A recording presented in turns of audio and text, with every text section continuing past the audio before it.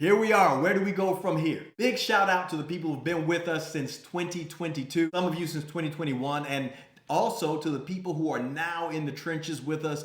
Thank you. I'm honored to be your guide. Grateful for your support. Let's get this done.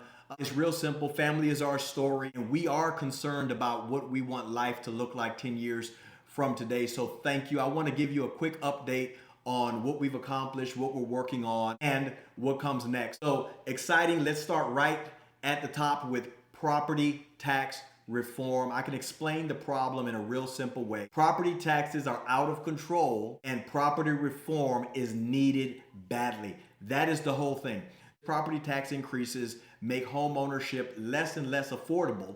And the big ugly secret is it drives up rent. It drives rent up in every area. When you renew your lease, those property tax increases will be built into your new lease. We put a constitutional amendment on the ballot. It's fantastic. It's simple. Limit property tax increases by local government. It is a no-brainer because who's winning? Not homeowners, not renters, not small business owners. 22 other states already have done this for their people. Now it's North Carolina's turn to rein in our property tax system and get this done for our people. No more stealth property tax increases on the revaluation year, and far more accountability to the resident, not to the state. It's not a finished project, it's an ongoing project. Reforming 100 years of property tax increases and 100 years of property tax laws is not an easy lift, but here we are, we're taking it on. And I'm taking it on because I believe that homeowners deserve stability, affordability, and predictability, and that governments need limits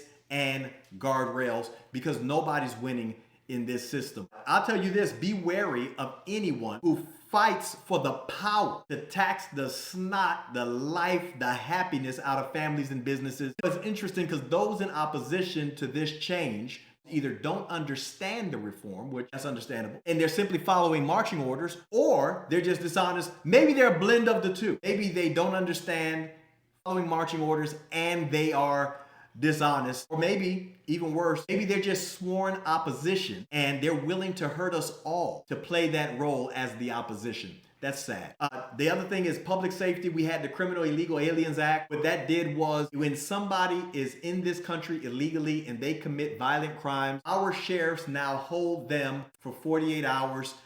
It makes sure we don't have situations like we had in Minnesota and Minneapolis because ICE doesn't have to kick the door in. Our sheriffs, our local law enforcement has already done the job of identifying bad actors. So now ICE can get them a free ride back home because they don't want to be here. They're committing crimes. The other thing is we had Iranian's law. We stopped that revolving door. At least we took a step in stopping that revolving door for repeat offenders and violent criminals. No cashless bail. Doing something about it. We can't have this. We have to be safe and protect our families. The other thing is our school systems and our healthcare system. It's a shame that we have to legislate parental rights.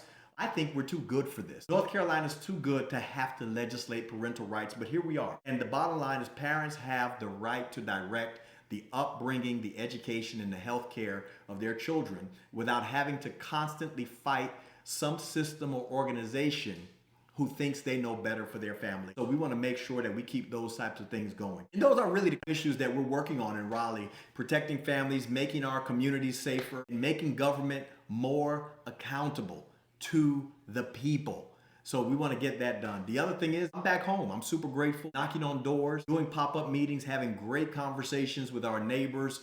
The most important part of the job is not sitting behind a desk in Raleigh or something, but it's actually staying connected and listening to the people I represent. That's probably the part I love most, is just connecting with all of you out there. And when I knock on doors, there is a reoccurring theme. No matter if I'm knocking on doors or in a coffee shop, that's property taxes and affordability, public safety. Everybody wants their families and great education to have these opportunities, right? So now different families have different priorities. I understand that, you understand that, but there's a common thread. People want to be able to afford to live here. They want to raise their families safely, and they want to have confidence that government is doing its job and nothing more, nothing less. So that's a common thread. As we continue to move things forward, this is what I know. We're going to continue dealing with the property tax reform. We're going to continue addressing affordability. We did income tax cuts, which is fantastic. Now, the average North Carolina family keeps $400. Now, if you're elite, you don't understand that $400 means 6 to 7 weeks of gas for the average household. It means a year's worth of school supplies. It means a couple of weeks worth of groceries, depending on if you have a lot of children, fewer children, or children like mine that just eat a lot. So $400 is nothing to ignore. It doesn't solve the affordability issue that we have, but it does offer a little bit of relief, and that matters. So personally, my family and I are grateful to be a part of this journey with you. I'm grateful for the opportunity to represent you. I keep on working hard, making sure that your interest is heard. I fight for you. I fight for us because let's be honest, we all have skin in the game. The only way for my family to do well is for your family to do well. God bless you. I need your vote and support. Holler at me. See you soon.